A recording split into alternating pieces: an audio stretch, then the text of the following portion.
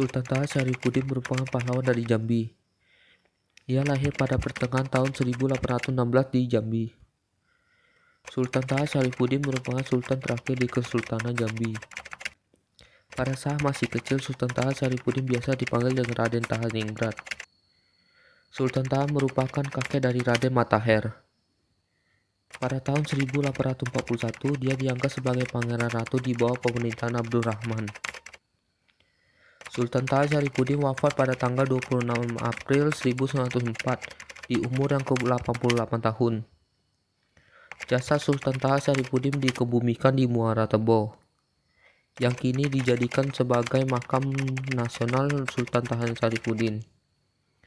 Sultan Taha Syarifuddin diangkat menjadi pahlawan nasional pada tanggal 24 Oktober 1977 dan namanya diabadikan sebagai nama bandara di Jambi, yaitu Bandara Sultan Taha.